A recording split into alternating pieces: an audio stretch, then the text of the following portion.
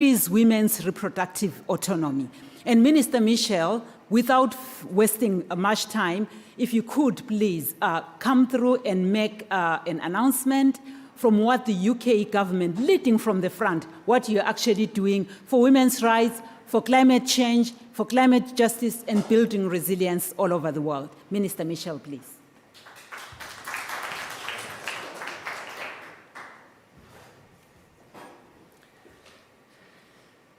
Well, good evening, everybody. I'm delighted to join you tonight. The Margaret Pyke Trust is an outstanding body with whom I have had some connections over the years, and it does absolutely brilliant work. I must apologise that I won't be staying for the whole evening because I have 20 different things to do today, and there's still 3 left, and I hope you'll forgive me for that. And the reference that was just made to the story of the Rwandan woman who discovered she wasn't pregnant somehow sums it all up, because I watched as this woman with 4 children came in to a family planning clinic built actually and financed by the Conservative Party in Britain. And she came in to find out whether she was pregnant or not. She thought she was. She thought her whole infrastructure would collapse. And when she was told that she wasn't pregnant, her relief was astounding. As she danced, she ululated, she cried, and then she got access to contraception and went on her way, confident that the infrastructure of her family would survive.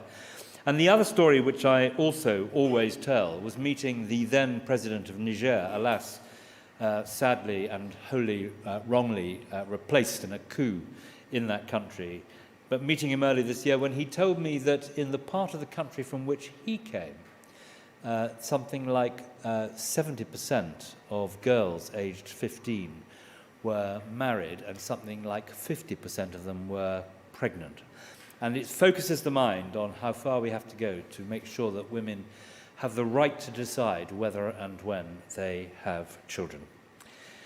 Now, the impact of climate change on vulnerable women and girls is disproportionate. Indeed, it is devastating. Across the world, we are increasingly seeing the impact of heat extremes on pregnant women and babies, the disruption of supply chains for essential supplies, and a rise in gender-based violence after climate shocks. Women and girls, LGBT+ people, and other marginalized groups are so often the hardest hit. Yet we also know that investment in the rights of women and girls and in other underserved people can have a transformative effect on their own ability to respond to climate change, and by extension that of the whole community. Sexual and reproductive health and rights are at the very heart of this. And I'm proud of the work we've done in the UK in this area. The Family Planning Summit of 2012 remains a highlight of my career, and I'm so delighted to be here today with Dr. Doob, hearing the latest successes of the FP 2030 partnership that grew from those collective efforts in 2012.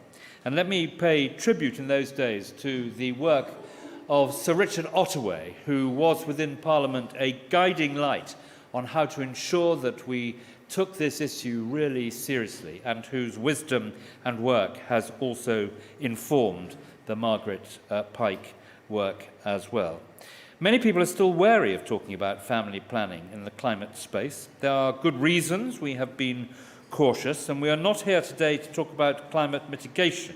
Yet we also know that voluntary rights-based family planning, as part of a comprehensive package of sexual and reproductive health services, is critical to women's and girls' opportunities, and therefore critical to building resilience to the impacts of climate change. We need to ensure that we are not only sharing this evidence, but also this urgency in our overall response to the climate crisis. Moreover, we need to ensure that those very people who have been so marginalized have the opportunity to be leaders in this space now. The Climate and Health Day yesterday was a great call to action, showing the critical importance of more policy attention on climate and health, and the quality of financing that is needed in climate-resilient health systems. While health receives only a small proportion of climate finance globally, we know that sexual and reproductive health and rights receive even less. The UK's Women and Girls International Strategy calls for an increased portion of international climate finance to be earmarked for gender interventions.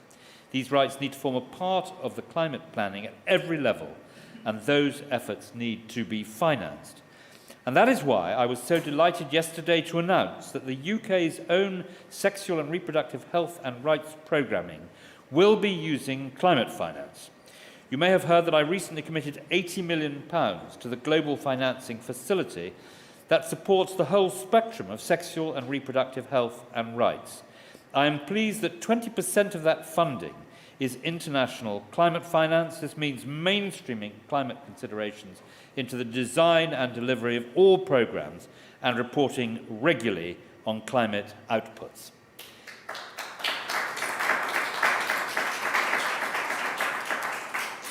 This new approach to health programming is the way forward, with climate resilience at the heart of our efforts to build inclusive, sustainable health systems. Of course, it is not just through the Global Financing Facility that we will accelerate our efforts. Many of our partners, some of whom are almost certainly here today, including FP 2030, MSI, UNFPA, and many more, are leading fantastic work to champion and invest in sexual and reproductive health and rights, and climate resilience and adaptation. I look forward to our continued collaboration and to a greater understanding of how we redress the balance for all women and girls. Thank you very much indeed.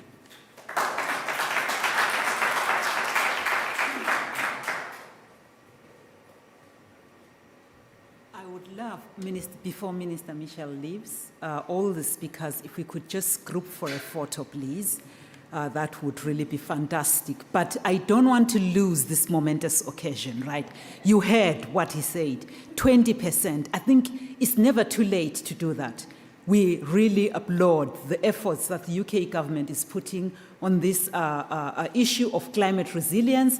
And more importantly, I believe most of that money will go to women and girls. Ladies and gentlemen, again, an applause to the UK government. And please, if I may, before the minister leaves, Dr. Tabinda, Dr. Sixbed, Mrs. Alison, Karina, and David, and Miss Kusbu, could we please come up front and let's have a picture and not miss this moment.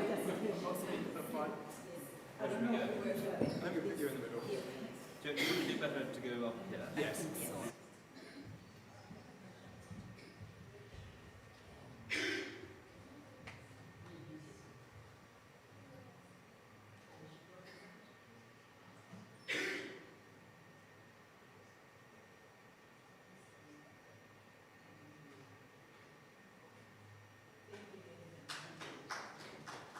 Very much. Am I heading off now? I think I am. Yes, I think you're heading off. Thank you very much indeed. Thank you, and I'm handing over to you in one piece. Thank you very much, ladies and gentlemen. That was not all. So I am here today because there is a panel that is very important to the cause of why we're at COP. And I've got an esteemed panelist. They are going to draw our attention to the links between climate change, preparedness, and resilience. But I wanted to just thank the Margaret Pyke Trust for really rallying us around this cause. Really, thank you so much, David. Thank you so much, Karina. And for everybody who has really worked hard to make sure we've got the first health day at COP. I think this is momentous and it's very important. Our agenda is very clear, that as we are no longer talking about global warming and we're talking about global burning, we need more preparedness and resilience. But within that, we need to rally behind the cause of women being able and enabled to decide if and when they want to have children. Rights-based family planning is at the core of what we do. FP 2030 is a global partnership of governments, civil society, multilateral organizations, donors, private sector actors, and more, committed to building a world that I'm talking about, where when you wake up as a woman, as a person, everyone, everywhere can make their own decisions about pregnancy.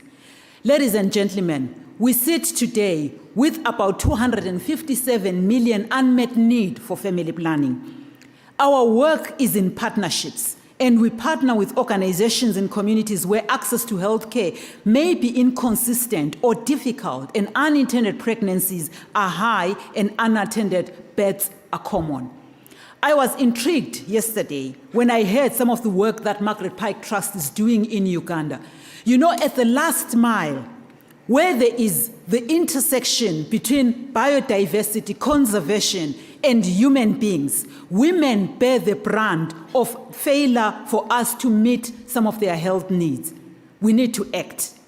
Often, these same communities are feeling the impacts of climate change, especially rural and coastal regions, places where sustainability and biodiversity programs are already taking place. Our two movements, David, you said this yesterday, we don't want to be doing climate, neither do we want climate people to be doing health, but we are saying this is the time for our two movements to work together. Rights-based family planning and climate change preparedness are often working within these communities, but too often we still don't work together. This is the time to change that, and we are seeing that leadership from the UK government trying to change that. Donors from all over the world can change the way of work. And I'm hoping if any are listening online, if any are represented here today, we can fund this work differently. You heard, only 5% of multilateral climate funding goes to adaptation. I've got a colleague here who actually is working in this space. When I met him earlier today, I said, it's not just about air conditioners and technology and the next electric car. It's about people. It's about human beings. Of that 5%, only 1% is allocated to health programs, and even less to sexual health and reproductive rights, and less to family planning. And we are saying this has to change. Second, our development goals and plans of action can be more closely linked.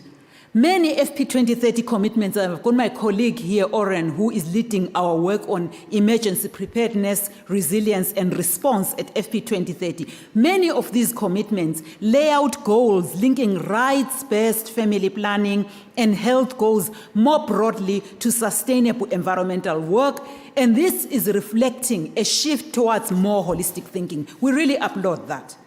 Civil society organizations are also leading the way in this arena, and I'm here today, ladies and gentlemen, with representatives from 4 NGOs leading critical work to move these metrics forward. So, I would like to introduce to you Dr. Tabinda Sarosh from Pathfinder International, and she is based in South Asia, Middle East, and North Africa. And I'm going to talk about the work that she has done leading even in youth, and she has won accolades. Actually, it's written she's a heroine. She has won, as a heroine. We want that heroism to translate to this subject that we're talking about today. Dr. Sixbet Mwanga from Climate Action Network, Tanzania. And thank you, Sixbet. Miss Alison, and from PSI, Alison Malmqvist. She's leading work within PSI, and PSI has been that key organization leading work around SRHR and looking at how we could get these intersections going. She's from PSI Global. And finally, Kuspu Paudel, who is a program coordinator at Ipas in Nepal. So thank you all for joining us today. Now, I've got questions, and I think when I'm standing it's better. Is that better? So we shall start. So Dr. Tabinda, I'm going to start with you. Now, given the extent that the region, and if you're talking about Asia, even like Asia and the Pacific, you know the region better, and you are doing work even in Pakistan. You know how the region that you work in has experienced and continues to experience devastating effects of climate change. You see that every day. How do you think that reproductive health could be better? And in what ways do you see it as part of the solution to building resilience? That's what we're talking about today. If you may, please, within 5 minutes. Thank you so much, Dr. Dube, and thank you for inviting me here, Margaret Pyke Trust. So I usually start this topic with the journey of Pathfinder itself, because for all of you who know us, you know we are a family planning organization. And for the first 5 decades, that's exactly what we did. But around 20 years ago, you know, building on the evidence that we were getting from the women and the girls that we were serving, you know, we started integrating different aspects into our programming that become the social and the environmental determinants for women when they're accessing health services. This meant that we became the co-leaders on PHE programming in Africa. This was around Lake Victoria. Population Health and Environment Nexus was one of the first things, you know, the development community did around integrating SRHR with environment programming.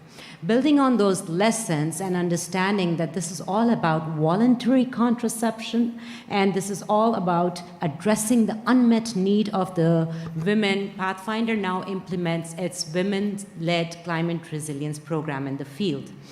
The evidence from the field that we have gathered suggests that this is a two-way street, right? So one way is that the risk which is posed by climate change would impede women's access to essential health services, would impede their access to pathways to reproductive agency, well-being, and empowerment. And vice versa, unwanted pregnancies and the disease burden on the health systems would make the systems less resilient, less responsive to the needs of women.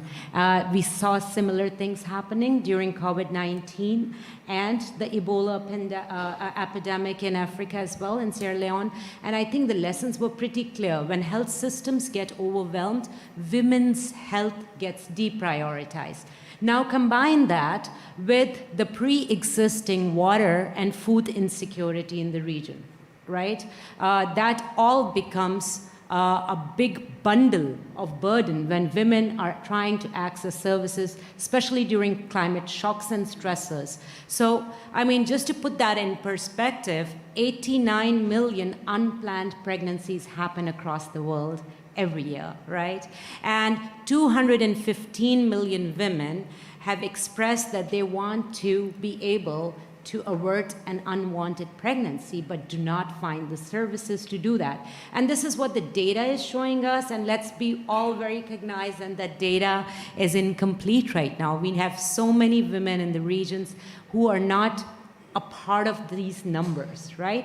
So, I mean, I'll go back. You mentioned Pakistan, so I'll just go back to the floods that happened in Pakistan last year, and they were largely attributed to climate change.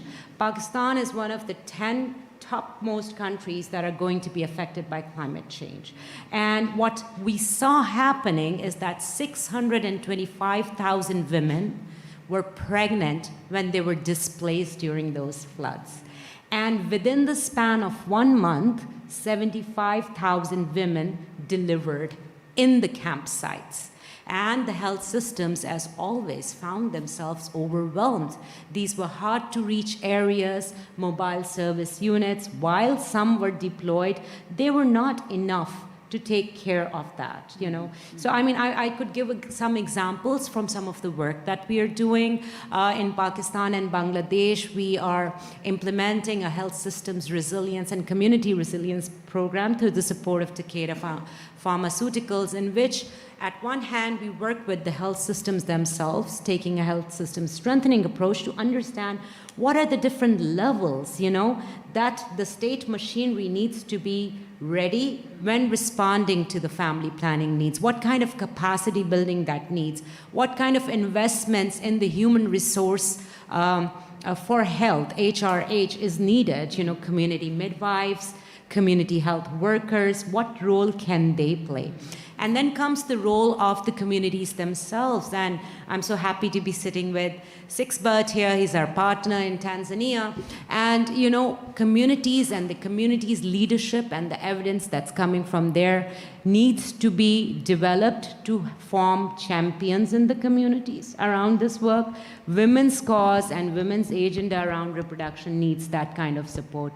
Lastly, health systems themselves need to be eco-friendly also, right? So in Egypt, for example, we program with the government of Egypt to build green clinics, which are following eco-friendly services, systems, which includes waste disposal, water management, alternate energy sources, combined with community-based solutions in the catchment area of those service delivery centers, where women understand which services to go to for reproductive health, what are their different choices when it comes to method adoption, and then combining it with solutions around livelihoods and resilience. Excellent, excellent. Thank you so much for that, Tapinda. One of the things that I wanted to mention is your experience again in even organizational development and ensuring that people within organizations and systems are best able to deal with some of these things. Your experience speaks to that. So really, I'm confident that the work that you are leading is really going to see results. Health systems, bringing in communities, bringing in people, healthcare workers, and she's the chief innovation person also within Pathfinder, waiting for those results as you work with Takita. My next question is with Dr. Sixbeth Mwanga. As we heard, ladies and gentlemen, he's from Tanzania. And the organization is CAN. I like that. It's Climate Action Network. So CAN. But if we put T for Tanzania, it becomes CANT. So we look at CAN, right? So how has CAN Tanzania, a national organization that brings together all levels of actors, including you work with grassroots, you work with communities. How have you responded to calls from the climate and the health sector? In several meetings that I attended today, and the last point that Tapinda made was the call for green health, like in terms of infrastructure, technology, etc. I get that. But you work with communities and you work with people. What were your entry points to increasingly work together to strengthen climate resilience and achieve improved outcomes? If you could give us some of your lived experiences, please. Thank you so much, Dr. Dubi, for the opportunity and for organizing this important event. I just wanted to start by already mentioning that before even we entered into the program, and I mentioned this to some event yesterday, that CAN Tanzania was not trying to work on climate and health, was not a priority. But one of the challenges we faced, number one, was that we worked much on enhancing other sectors, especially agriculture and water. And then later we learned some of these were a bit connected to health. Some of the women couldn't come into the farms because they were not feeling well, or either they are sick. But then there was a question of if you go to schools, especially girls were not going to school because maybe they became pregnant sometimes, and you needed to know why they got pregnant, because they were going so far to fetch water, and then they found some bad men. And then they got pregnant. Then they didn't again go to farms. They couldn't go to school. And then they lost everything. And why they had to travel such a long distance? It's because there was no water closer, because of either prolonged drought and all scarcity of resources. So with that, and also some could shift if they were from the pastoral communities. Wherever there is no water, then the pastors have to shift to go where they will get the water for their animals and also for their communities, so to speak. So CAN Tanzania works as a think and a do tank. We are not a think tank. We are think and a do. So the think is all about the policy work, and the do is some pilot on the ground. So with that, we work with the communities we are engaging, and that's like what I mentioned already. There was always demands from our field colleagues, but also because of membership, we are a membership organization. There was so much pressure forcing the network to open up for health. And some managed even to go to some of our donors, writing them to force us to open up for such kind of space. So later, in that process, we had like 3 opportunities to engage such kind of voices. Number one, it was during the development of the national determined contribution. We were such lucky that the health was not part even of the process. There was no voices coming, bringing health, although later we noticed that health was among the vulnerable sectors in the country. And then with that, then we could organize and work with the communities to bring them, first of all, write down their voices, but more important, bring them with their vernaculars into the meetings so that they can enhance and make sure that they speak, so that their voices are part of the national determined contribution. The other opportunity was when we developed the National Climate Change Resilience Response Strategy. We did the same. And the second is, which is ongoing now, is the question of National Adaptation Plan process, where we want also to make sure that health is not a standalone, is also brought into the National Adaptation Plan. And with that then, at the moment, also because of these voices, and because we are the think now, what I've mentioned is all about the think. Then they do. Of recently, we have worked with the Pathfinder to develop a proposal which has been submitted, I think it is going through now, to the partner, so that we can implement what we incorporated into those policies I have mentioned, the NAP, the National Climate Change Response Strategy, and the NDC. That was number one. And then we have again worked now with the Ministry of Health to submit a proposal together again with Pathfinder and other partners. And then this includes the Ministry of Water, the Ministry of Agriculture, and all this. But the leading institution is the Ministry of Health. But with this is also to empower and give voices to the communities so that they can again inform the national process. But again, the national process should respond by giving an opportunity to this kind of institution. Last one thing is the question of developing the Health National Adaptation Plan. We did a very quick assessment, and we found the sexual and reproductive health was not that much given attention in the last version. And of now, we want to make sure that the communities have their voices, and then the ministry should integrate this. Of more important, again, we want to make sure that the national budget also pays attention to this. Thank you very much, Dr. Sixbeth, for that. And again, ladies and gentlemen, you're hearing that if you don't just need to think, you must do. So thinking is just, we're halfway there, but we must do and implement. And again, thanking organizations like Pathfinder who are leading from the front to make sure that we can do.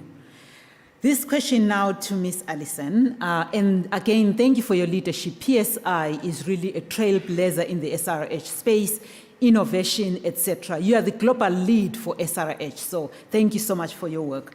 My question is, given you are the global leader for SRH within PSI, how has your organization been integrating, again, the climate resilience story and sexual and reproductive health? I would love to hear, like at a granular level, what does that mean to you? Thank you so much, and I'm happy to present. As mentioned, I'm the global lead for PSI, which is a global health organization. We work across most of the spectrum of primary health care, maternal and child health. We work in sexual and reproductive health, malaria, water sanitation, HIV. I'm here really to talk about SRHR, which we like to think of is really how the organization was born. It's at the center of our work, and happy to get granular and into the details on some of this. We like to, I'm going to take you on a little journey. It gets more exciting as we go along. But sort of starting fundamentally, it's a question of access. You know, at the end of the day, our job is to make sure that, as Dr. Dubé mentioned, girls and women can choose if, when, and with whom to have children. Can they make that choice for themselves, for their health, for their lives? And we do that in partnership with ministries of health, with health providers at all levels of the health system, public, private sector. We work with communities, and that's to make sure that all girls and all women have access to care. And that includes when there are climate-related disruptions and when they're at the last mile, those vulnerable populations. So, you know, starting at the sort of fundamentals, we're talking about the existence of choice. So, you know, before we can talk about a woman or a girl's ability to exercise that choice or to sort of realize what she wants to realize in her life, she's got to have, that choice has to be made available to her. In practical terms, when we're talking about the disruption of climate change, you know, we've been fortunate to have support from KfW in Cameroon, from the World Bank in places like Niger and Somalia to do a stock taking. A really, and we're in an SRHR crowd, so I'll say a not very sexy piece of work, but it's going into facilities, understanding, you know, what providers do you have available?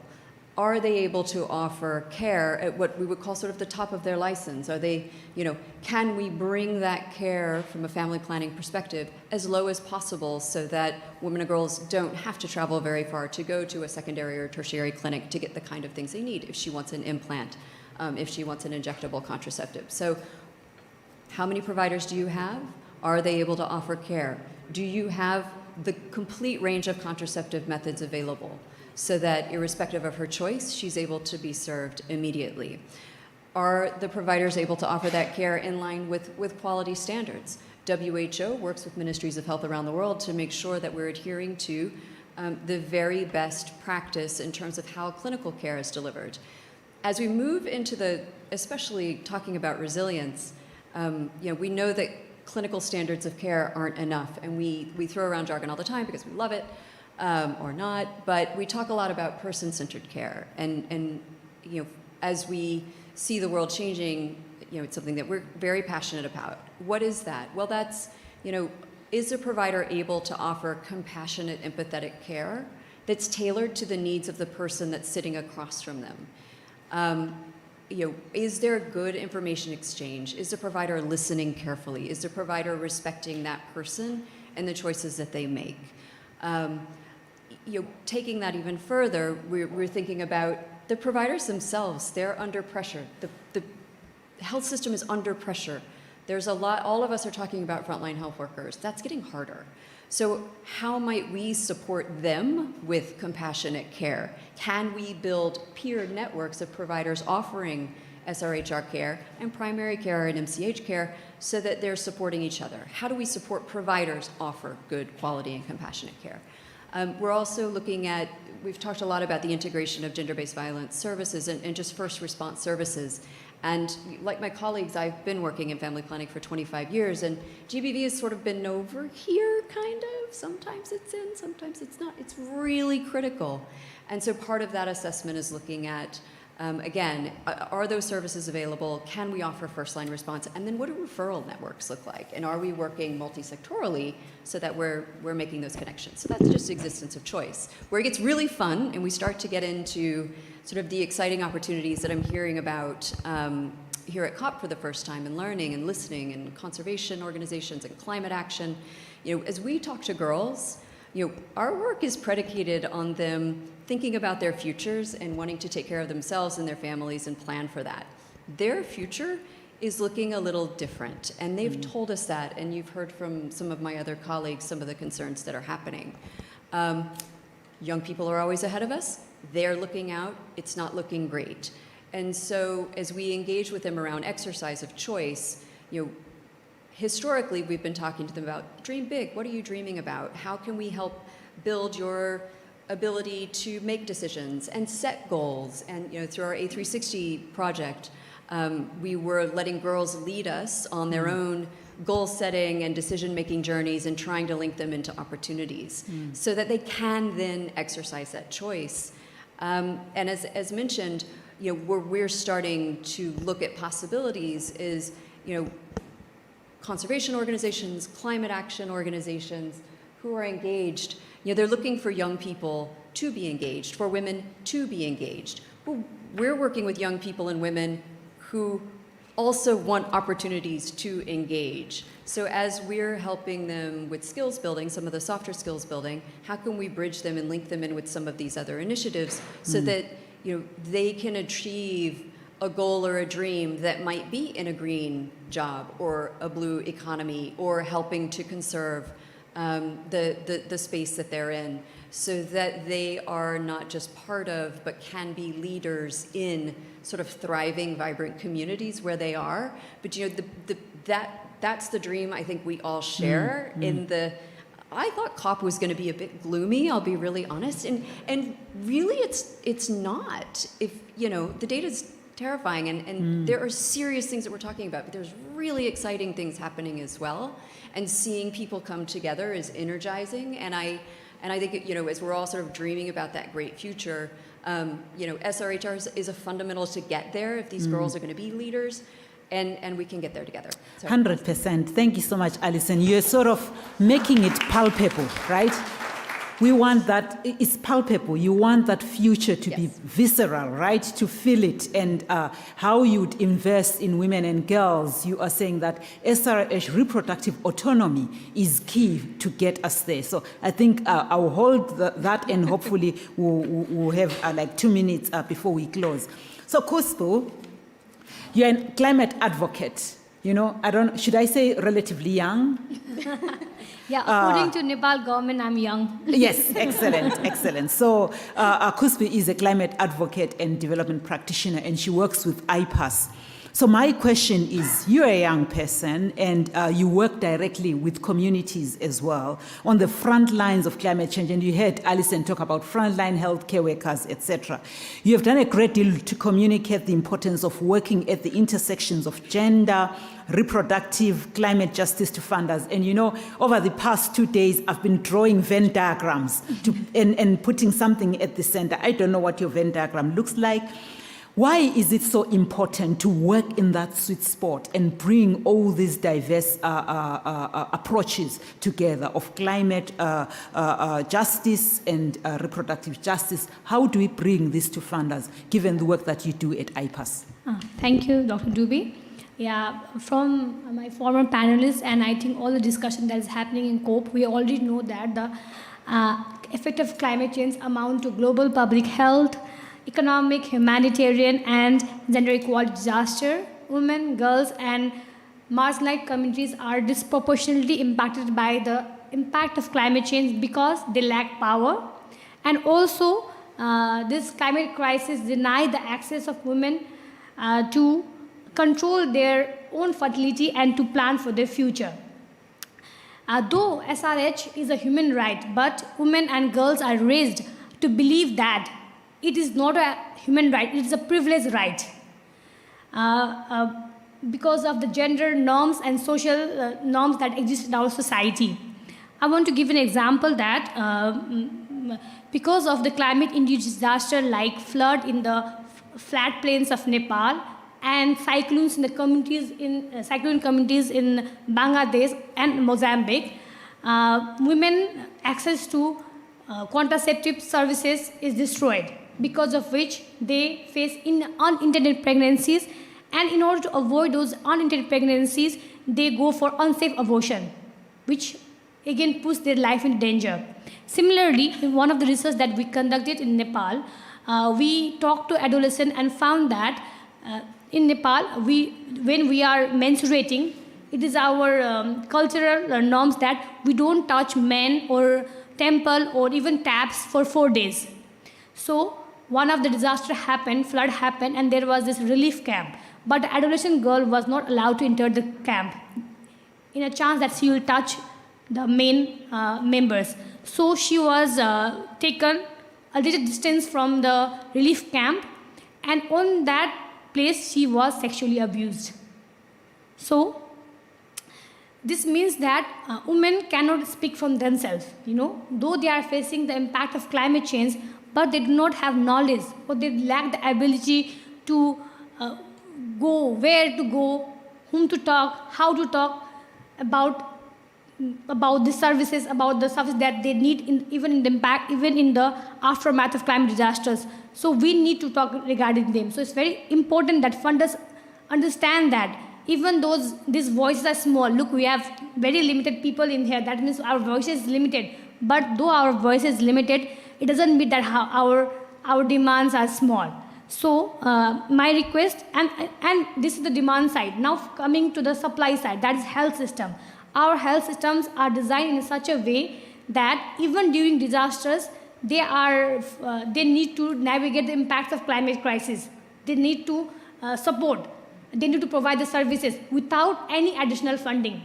In the way they are, but the burden is there of disasters, climate-induced disaster burden is there, but they don't have additional funding to support the community. So now, working on silo approach won't work. We need to work together. Funders need to work together. Funders also can't work in silo. They need to bring all the actors, communities, private sectors, government together.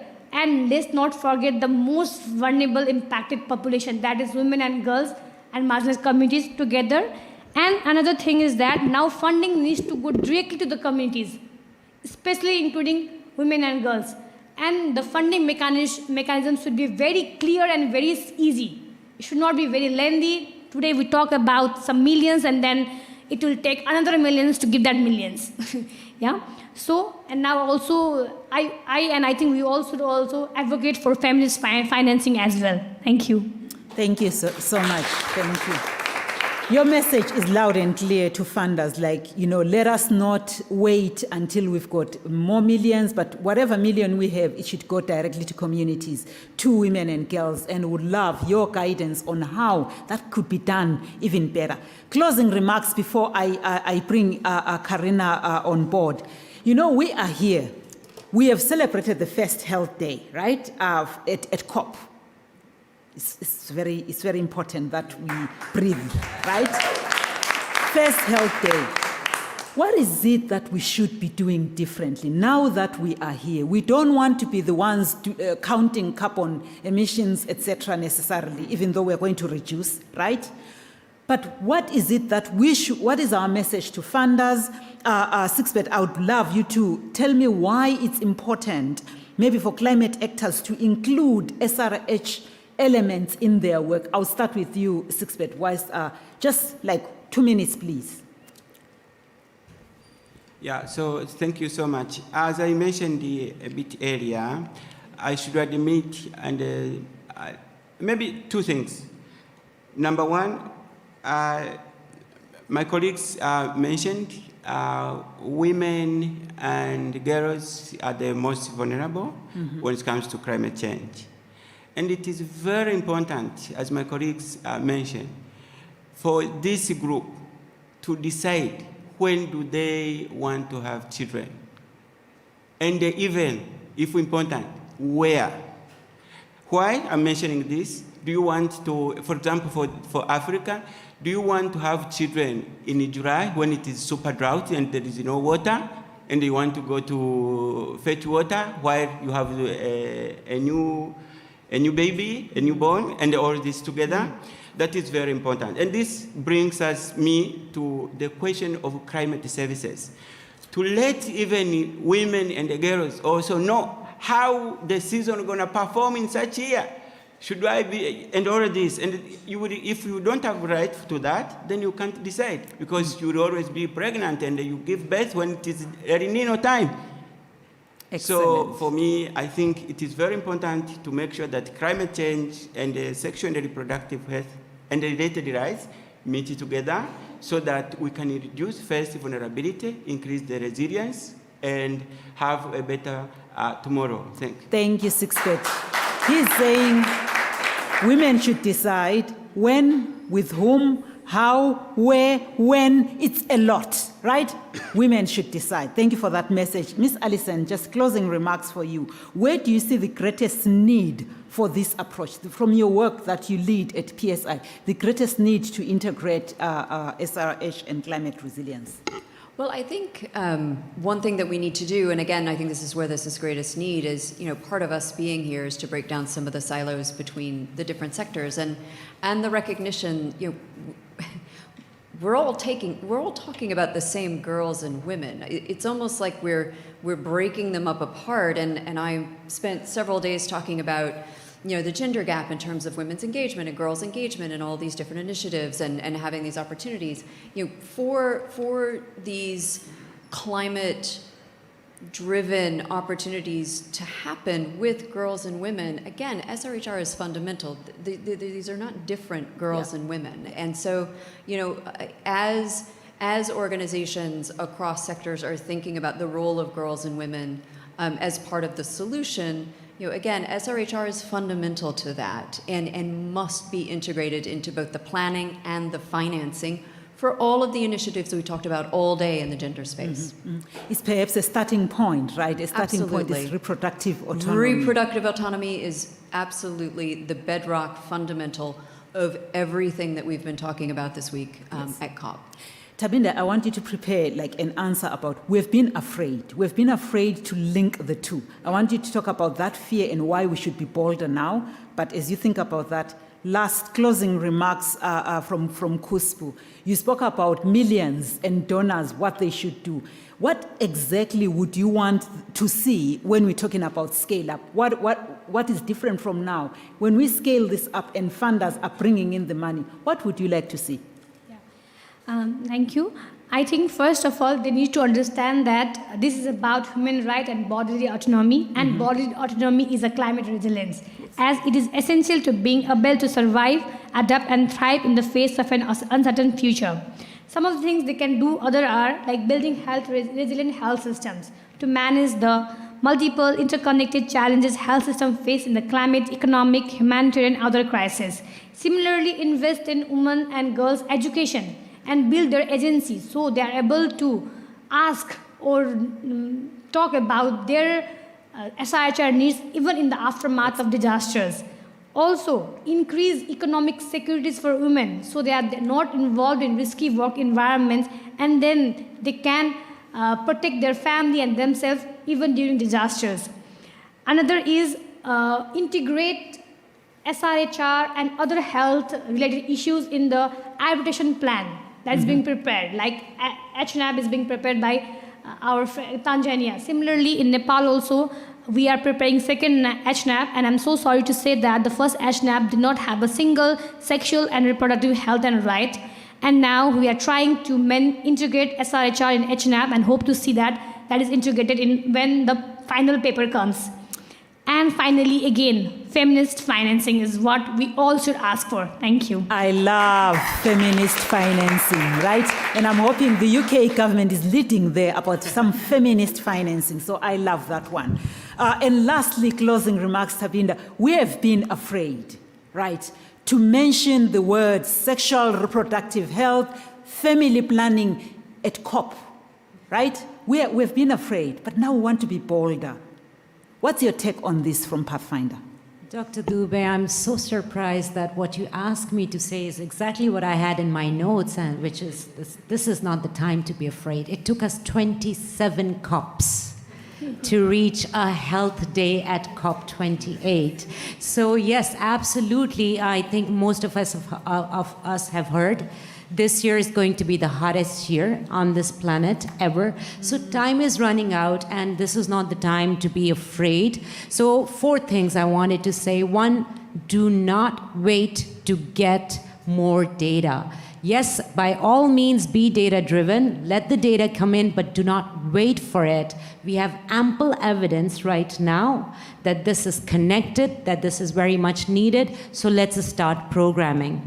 Secondly, partnerships. SDG 17. Please do not forget that. Form the right partnerships, find the right partners on the ground who are speaking towards a common goal. This is not the job of one organization to do alone. This is the time to bring our experiences on the table and do integrated programming. So that's the second one. Third one is around financing. So I hope that this momentum that has been built on this COP28 brings more finances to health, and more specifically women's reproductive health. Last but not least, as we all go back to our countries, focus on governance, because that's where the health systems are going to become more resilient. Thank you. Excellent, Tabinda. That is one of your strengths. And again, ladies and gentlemen, the UK government, as you heard Minister Mitchell announcing, that is exactly where their heart is, right? The financing of this movement is key. So again, a round of applause to our panelists. So as they walk down the stage, thank you so much for your comments, and thank you so much for your input and your leadership in doing this. We've got work to do. So onward with that. Ladies and gentlemen, allow me to introduce Karina as they go, and maybe you could even sit there to give us our closing remarks. Karina, don't rush to the stage, because I want to introduce you properly. You know, Karina, when we spoke about the issue of data, I was like, you know, everyone says more data, because when we don't want to do something, we say we need more research, isn't it? But now we know what needs to be done. You have been committed to improving the status of women and girls for over 10 years within UN agencies, international NGOs, and within the Margaret Pyke Trust. So thank you so much for that leadership. And you've got field experience implementing projects to improve lives of rural women in Niger, in Sierra Leone, in Burkina Faso, and in India. Thank you again for that work. Advocating on the importance of SRHR and family planning in particular, not only to improve health, well-being, and lives of women and girls, but also as part of climate and biodiversity. You know, when we first met, I was like, biodiversity, family, what are you talking about? But now I get it. And so thank you for your leadership. And if you may, please come give us some of your closing remarks, the work that Margaret Pyke Trust does, and you are also a commitment maker along other agencies who are working on this intersection. Please, Karina, will you close for us?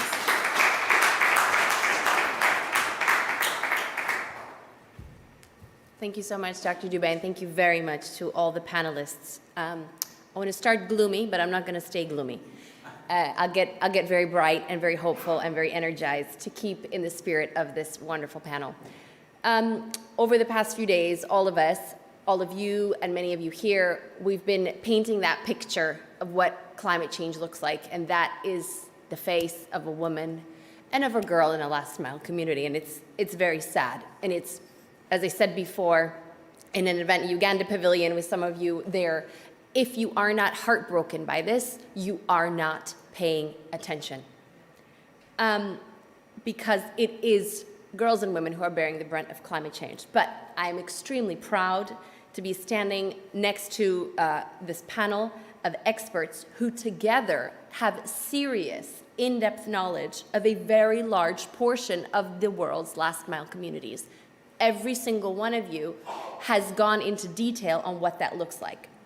And these are the communities that are also biodiversity hotspots and those experiencing the harrowing effects of climate change today. Not tomorrow, not somewhere else, not in the future, but today.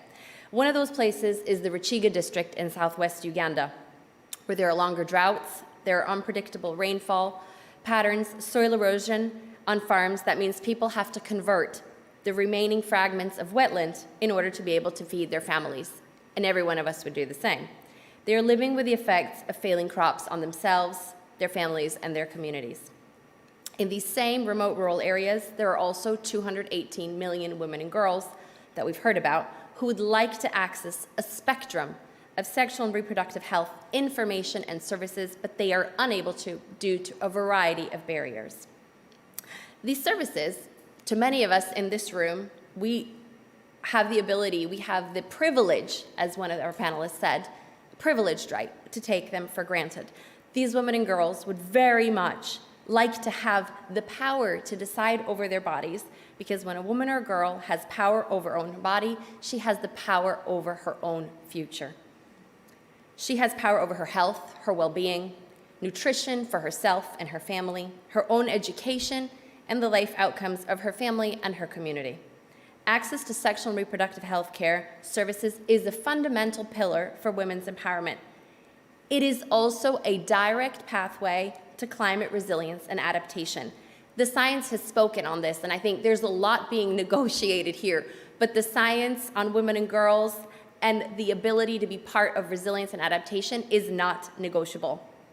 So, the two most recent IPCC reports reference the importance of improving reproductive health because of the positive effects on nutrition, on education, on socioeconomic development as pathways to resilience for individuals and for the communities. So today, the UK government was the first, actually yesterday they made the announcement, but they made it here today. UK government is the first G7 country to have announced an innovative health and climate resilience program here at COP28.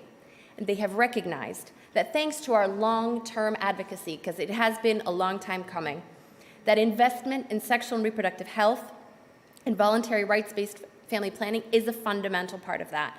And I think we're all very excited about this announcement because we know firsthand that this will mean positive impacts on people's lives, particularly the lives of women and girls in these remote rural communities. People like Christine, whose farm I visited in Rachiga district, and her farm and the project around her farm is part of the UK's Department for the Environment funded project that delivers integrated health, livelihood, and climate-smart agriculture interventions. Christine has benefited from the integrated health, sustainable livelihood, and climate-smart agriculture training, and at the same time, she's more able to access healthcare services because they now exist in her remote rural community where they didn't before. She has a better-run farm, where all waste is recycled or reused. She leads a village cooperative that has its own revolving fund that women can dip into in order to improve their own farm operations, such as packaging and marketing the potatoes that they grow. This means more money, more resources in Christine's family, and for Christine, it means a better standing in her own family. Christine is empowered, and Christine is more climate resilient as well, because she has access to integrated health, livelihood, and climate resilience information and training. So we hope that the UK government announcement is the first of many. We hope that this starts a cascading effect of governments and of philanthropy. And we're committed to continue pushing for integrated SRH and climate resilience funding and ensure that this announcement does translate into better and more healthcare services for women and girls. And I think this group here will ensure that that happens. Thank you.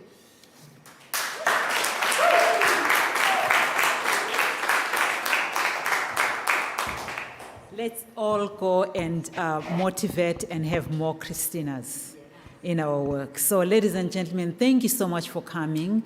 Thank you for having joined us in this lovely event. Thank you to the panelists who actually are bringing not only their minds, their hearts, their hands, and their feet to getting things done. Thank you so much for your commitment and everything that you do. I do hope you enjoy COP. I do hope you come out of here with a resolution, and I hope that we can change this world for the better. Onward.